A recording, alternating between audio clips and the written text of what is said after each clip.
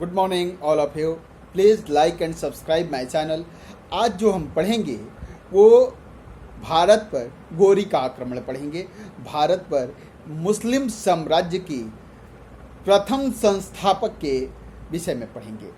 तो पिछली क्लासों में जो हम लोगों ने पढ़ा था, आपको याद ही होगा कि भारत पर प्रथम मुस्लिम आक्रमण जो है अरबों की तरफ से हुआ था 712 ईस्वी में, और प्रथम आक्रांता का जो नाम था वो मोहम्मद बिन कासिम था। मोहम्मद बिन कासिम ने भारत के सिंध वाले हिस्से को जीत लिया और इस प्रदेश में कुछ दिनों तक मुस्लिम राज्य की स्थापना करके रखा, लेकिन यह साम्राज्य कंटिन्यू नहीं हो पाया।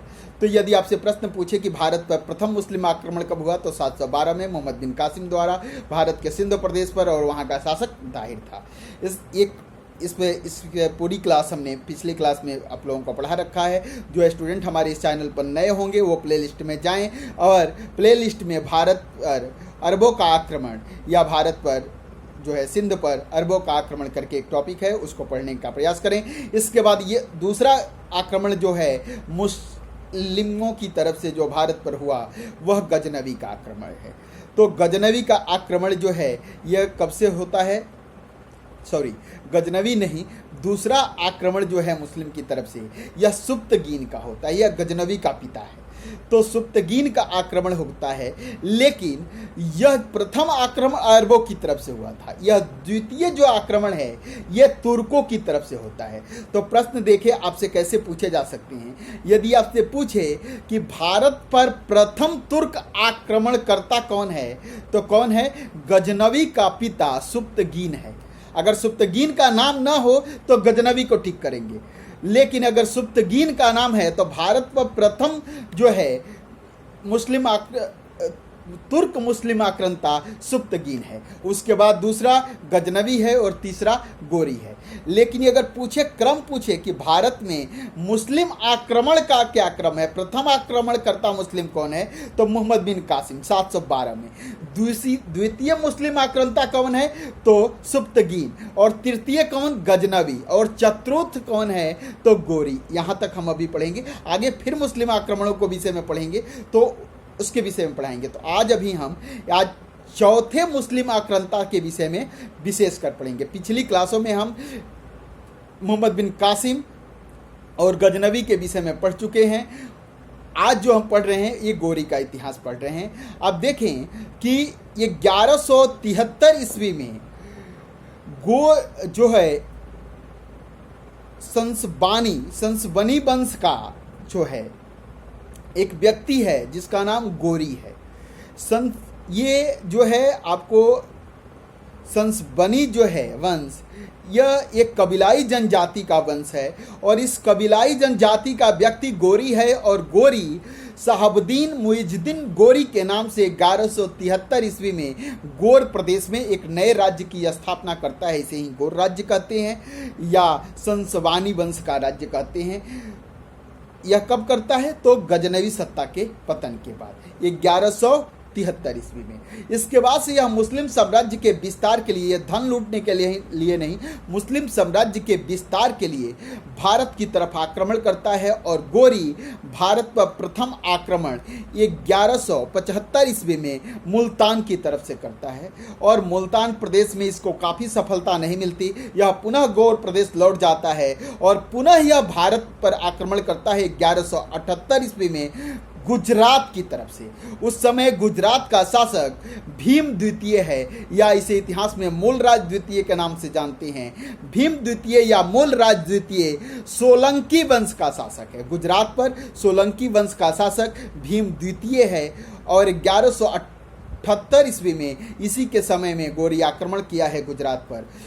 भीम द्वितीय और गोरी के बीच जो है 1178 में अनहिलवाड़ा का युद्ध होगा, और इस युद्ध में, अनहिलवाड़ा के इस युद्ध में गोरी को मूलराज द्वितीय बंदी बना लेंगे और गोरी परास्त हो जाएगा। काफ़ी अनुनय विनय के बाद जो है भीम द्वितीय मूलराज द्वितीय से छोड़ देंगे और यह पुनः गौड़ प्रदेश चला जाएगा और कान पकड़ लेगा अपना कि अब इसके बाद दोबारा गुजरात की तरफ से भारत पर आक्रमण नहीं करना है, और कभी गुजरात की तरफ से आक्रमण नहीं किया। इसके बाद जो है गोरी अपना आक्रमण की दिशा और दशा दोनों बदलता है और जो है दिल्ली की तरफ आक्रमण करता है, अजमेर की तरफ से आक्रमण राजस्थान की तरफ से करता है, उस समय दिल्ली पर जो है चौहान वंश का शासक पृथ्वीराज चौहान तृतीय है।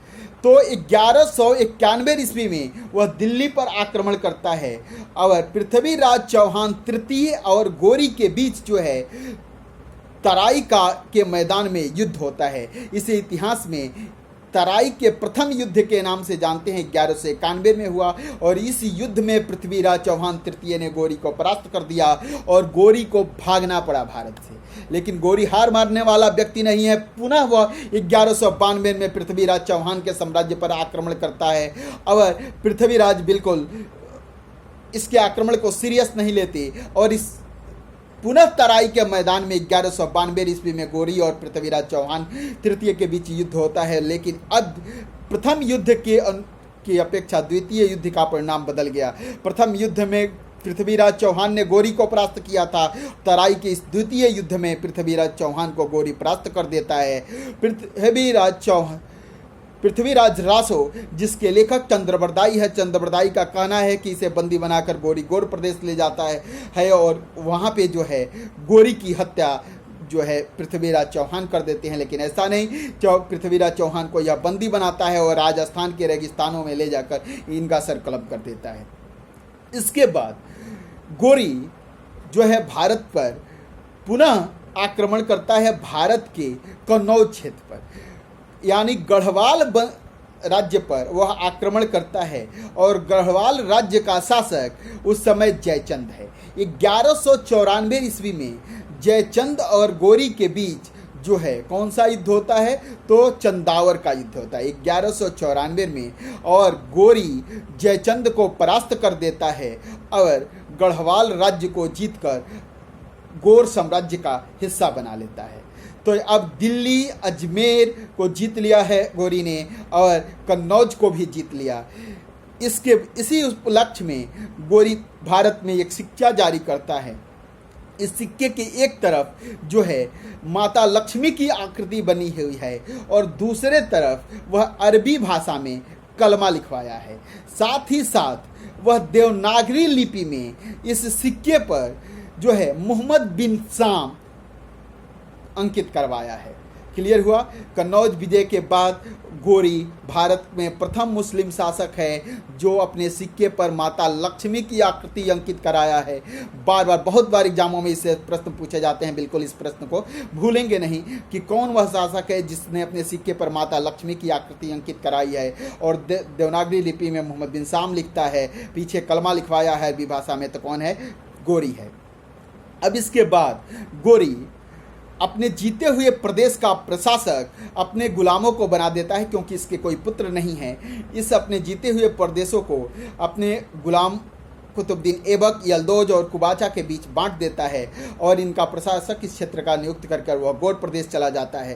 पुनः वह 1205 ईस्वी में भारत के खोखर जनजातियों के विरुद्ध भारत पर आक्रमण करता है और खोखरों को परास्त कर देता है, खोखर प्रदेश को जीत लेता है और गौड़ साम्राज्य का हिस्सा बना देता है। इसके बाद से वह लौट रहा होता है। उसी क्रम में 1206 ईस्वी में रास्ते में, ठीक है, दम्यक नामक स्थान पर गोरी की हत्या हो जाती है और इसकी हत्या के बाद क्योंकि इसके कोई पुत्र नहीं है तो अब भारत के जीते हुए प्रदेश पर कौन राज्य करे, इसके लिए यल्दौज, कुबाचा और कुतुबुद्दीन ऐबक के बीच संघर्ष होता है। इस संघर्ष में कुतुबुद्दीन ऐबक जो है सफल होता है और भारत में जो है एक नए वंश की स्थापना करता है जिसे इतिहास में हम गुलाम वंश कहते हैं। और 1206 ईस्वी में से भारत के दिल्ली पर दिल्ली सल्तनत का यानी सुल्तानों का राज्य शुरू होता है और अब जिस मुस्लिम राज्य की स्थापना 1192 ईस्वी में मोहम्मद बिन गोरी जो है करता है और यह साम्राज्य अब कब तक रहेगा, 1897 तक भारत की सत्ता जो है मुस्लिम शासकों के हाथ में रहेगी। इसमें जात बदलेगा, वंश बदलेगा, ठीक है, लेकिन सत्ता मुस्लिमों के हाथ में रहे। गुलाम वंश हो, खिलजी वंश हो, तुगलक वंश हो, सैयद वंश हो, लोधी वंश हो, अफगान हो, मुगल हो, चगताई तुर्क हो, लेकिन कोई भी हो ये सभी मुस्लिम ही हैं और इनकी सत्ता जो है भारत पर लगातार अब 1192 से लेकर 1897 तक रहेगी। भारत में एक जो है गोरी के बाद जो नया वंश स्थापित होगा, इस सत्ता को दिल्ली सल्तनत के नाम से जानते हैं और इसकी स्थापना जो है 1206 ईस्वी में होती है। और दिल्ली वंश सल्तनत पर 5 वंशों ने राज्य किया है। इस पांचों के विषय में हम अगली क्लास में पढ़ेंगे। इसके बाद से 1206 से लेकर 1526 ईस्वी पर दिल्ली सल्तनत पर मुस्लिमों का शासक सुल्तानों द्वारा किया जाएगा। 1226 ईस्वी में बाबर जो है दिल्ली सल्तनत की कहानी को ख़त्म करेगा और दूसरा मुस्लिम वंश शुरू होगा, जिसे इतिहास में हम मुगल वंश के नाम से जानेंगे। और मुगल वंश की सत्ता 1857 तक चलेगी। 1857 के बाद मुगल वंश की सत्ता को भारत से अंग्रेज खत्म कर देंगे। उसके बाद से भारत में अंग्रेजों की सत्ता चलेगी। That's all. आज की क्लास में हम पूरी तरह से गोरी के आक्रमण और मुस्लिम आक्रमणों के विषय में समझा। अगली क्लास में हम जो है दिल्ली सल्तनत का इतिहास पढ़ेंगे और जो है आप उसको लगातार कंटिन्यू देखें। जो भी स्टूडेंट हमारे इस चैनल पर नए हैं वो अरब आक्रमण और गजनवी के आक्रमण को हमारे चैनल पर जाएं, प्लेलिस्ट में जाएं और वहां से इन दोनों आक्रमणों को पढ़ें। उसके बाद गोरी पढ़ें, उसके बाद से दिल्ली सल्तनत का इतिहास पढ़ें, तब जाकर आपको समझ में आएगी। इसलिए आप पिछली वीडियो को जरूर देखें। That's all. थैंक यू, धन्यवाद। आप please like and subscribe my channel. आप सबसे निवेदन है, आग्रह है कि आप अधिक से अधिक मात्रा में हमारे इस चैनल को लाइक और सब्सक्राइब जरूर करें और यदि वीडियो यह पसंद आए तो आप अपने मित्रों में भी जरूर शेयर करें। थैंक यू, धन्यवाद।